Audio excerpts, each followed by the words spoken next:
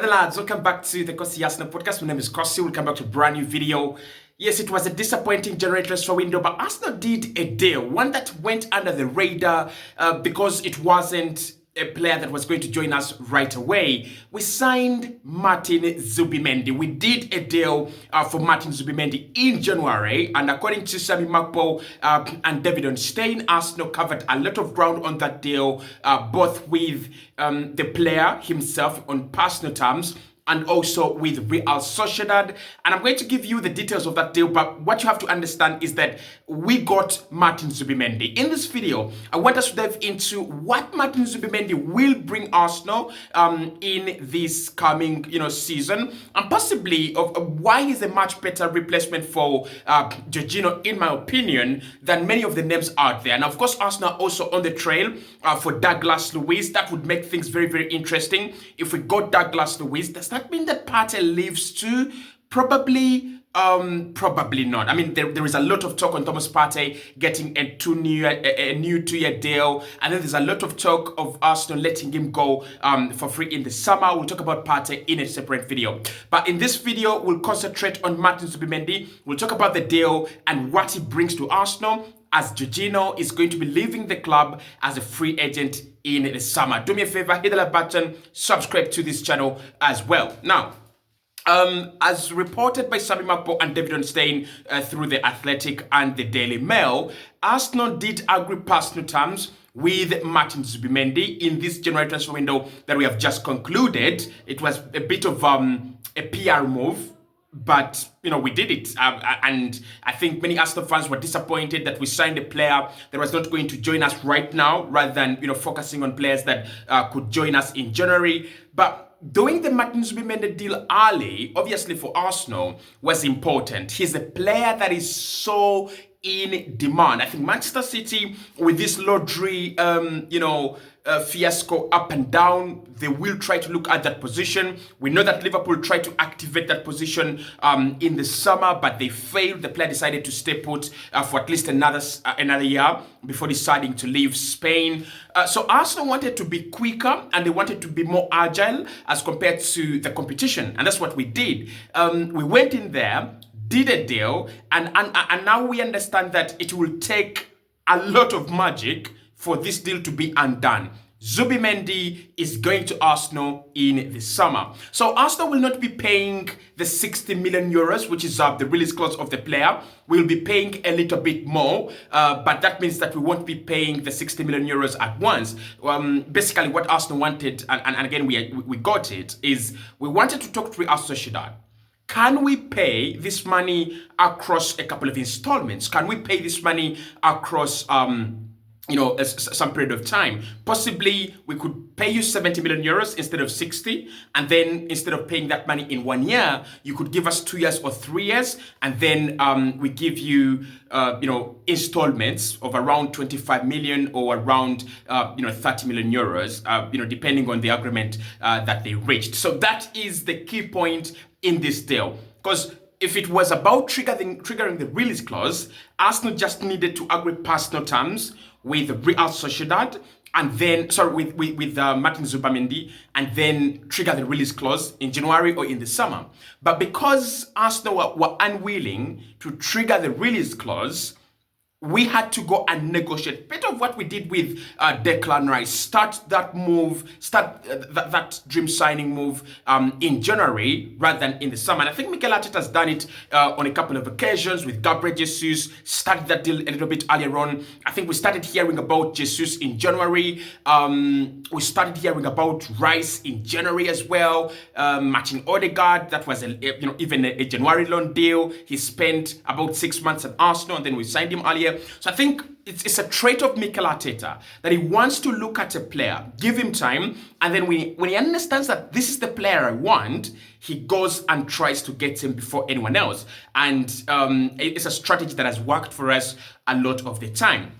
So Zubimendi, is he worth 60 million euros and above? Let's talk about that. Is it a good deal? Let's talk about that as well. And if he comes in, should we let Partey go? We need to talk about that as well.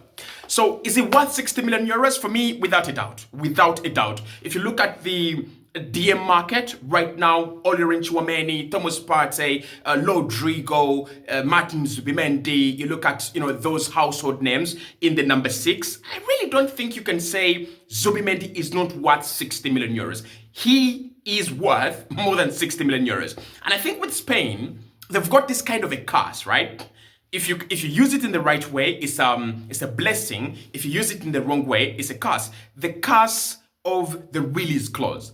So if you look at Nico Williams, for example, his release clause is 50 million euros, around 60 million euros as well.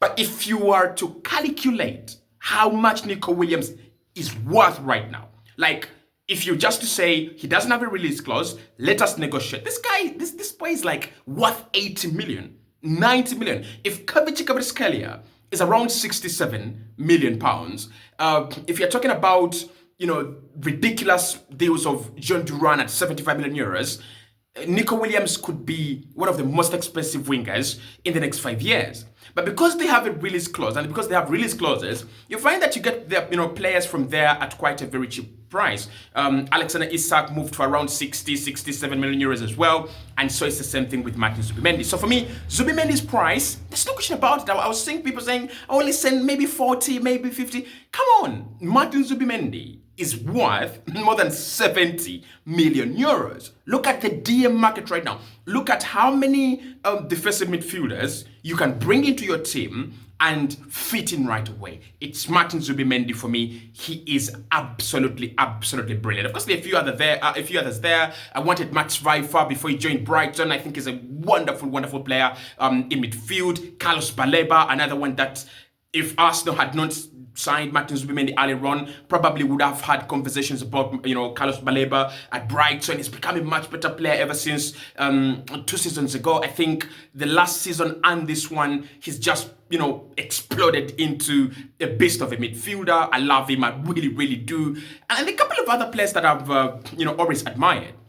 But when it comes to Martin Zubimendi, I think Mikel Arteta has got his man. A player that understands what Mikel wants, but also a player that just has, the education and the doctrines of a Mikel Arteta or a modern system for me. And we saw it at the Euros. When Rodri got injured, there was a little bit of a panic among the people who support Spain.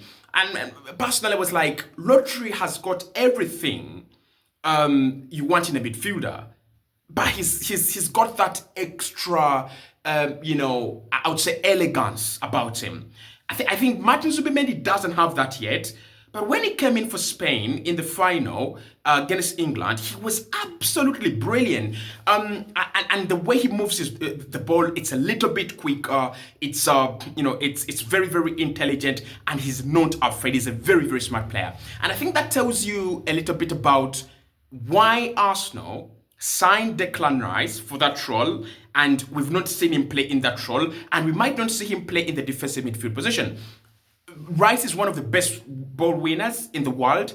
That is without a doubt. But the reason as to why he's not played there is because he can't do the Partey thing. He can't do the Jorginho deal. These guys, together with, same with Rodri, Zubimendi, Max Vifer, like I said, Baleba, Caicedo, what they do that is so different is they're so comfortable on the turn. So they will receive the ball from the back line, from the goalkeeper, from the defenders, and turning to progress. That is one of their real, real strengths, especially within traffic. Because when you're playing in that role, when you drop a little bit deeper, you're going to be pressed. Teams are looking to press high up the pitch. So you've got to be press resistant. I think Rice is press resistant. I don't want to lie about that. But the quality that he doesn't have is that quality to believe in himself, that I can drop deeper, pick up the ball, turn, and progress. Now, if you give him the ball while he's facing the opponent's side, he's a lethal tool, Declan Rice. But where Martin Zubimendi is worse as to be faced as an opponent is his progression, especially in these early build-up phases. It is insane. And I know why Mikel Arteta has gone for him. And I tell you, we are going to see less minutes for Partey, whether he stays or not. at Arsenal when Martin Zubimendi comes. And I think I won't be surprised to see Zubimendi, Odegaard, Merino, right, as a predominant setup, and then as Declan Rice maybe lands the system, because Zubi and Merino have played together in the same system at La Real, and it's been absolutely fantastic. So what does he bring? I think that's the question that we've got to talk about, because him coming in definitely means that one of two has to leave. Either Jorginho has to leave, or Partey has to leave, or both of them. We don't know at the moment whether Partey is going to sign a new deal. What I want to say, though, is this. Flamengo have an agreement with Jorginho for him to join them in Brazil at the end of the campaign as a free transfer, as a free agent. Now, they wanted him in January. They tried to do the deal.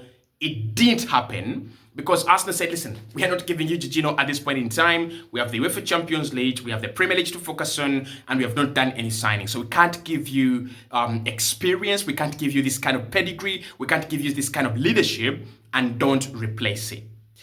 It's a big reason why I think Partey might stay rather than leave, because if you're losing Jorginho, you might as well keep Partey maybe for an extra year, as Martin Zubimendi gets used to the Premier League. We don't know how he's going to cope with the Premier League, the changing environment, the changing language, the changing people and everything. So you've got to give him at least half a season or a year. So if Jorginho leaves and Zubimendi comes in, what happens, right? For me, it's a no-brainer. If you bring in a new midfielder at 70 million euros, he's a starter. And I'm talking about a club like Arsenal. If it's Manchester City, we will see Mamouche on the bench. We could see Nico Gonzalez on the bench. And we see Jack Grealish, who signed for 100 million on the bench. But when you look at Arsenal's squad, how much are we spending on players? You look at most expensive players, Declan Rice at 100. You have Kai Havertz at 75. You have Ben White at 50. That is the price range. And it just tells you that anyone who comes in above 35 million, they're not squad players. So I don't think Martin Zubimendi is going to be a squad player. I think he comes in right away to start for us, play every single game, and then maybe we could use Thomas Partey for rotation. We could use any other player that will be available in that position for rotation. But Jorginho is going to leave. And for me, it's a very good replacement for Jorginho. Because what Jorginho gives you, apart from this reliable guy that can come in anytime in midfield, he gives you that progression, right? If you don't have Partey, you know that Jorginho is not physical. Defensively, he's not an excellent ball winner, but he is an excellent ball progressor. So if you're playing a low block, right, or you're playing a mid block, actually, I love Jorginho when he plays in a mid block. And I remember there was a game, it was Villa. Yeah, it was Aston Villa when we lost that game last season, 2-0. The amount of times Alexander Zinchenko played the ball over the top for Martinelli and Kai Havertz, and they didn't capitalize, the amount of times is insane. Because that's how you beat a mid-block. That's one of the ways you beat a mid-block. Do you have intelligent players that have the technical ability to play that ball over the top? And I think Zubi has that, and Jorginho has that. We've seen that a lot of the time. He's so good at creating chances from deep into midfield.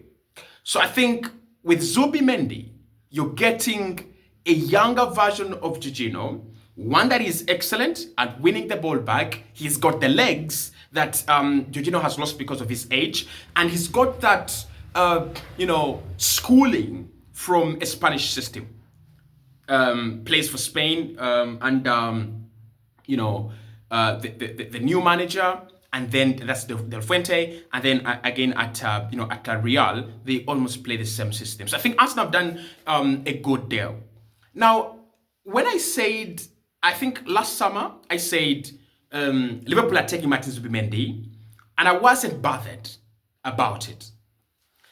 This is why I wasn't bothered. I think if Zubimendi goes to Liverpool, right, Arsenal can still beat Liverpool to a title or even in a game. And Zubimendi coming to Arsenal doesn't mean that we've become, invisible. No. I think there are better players out there.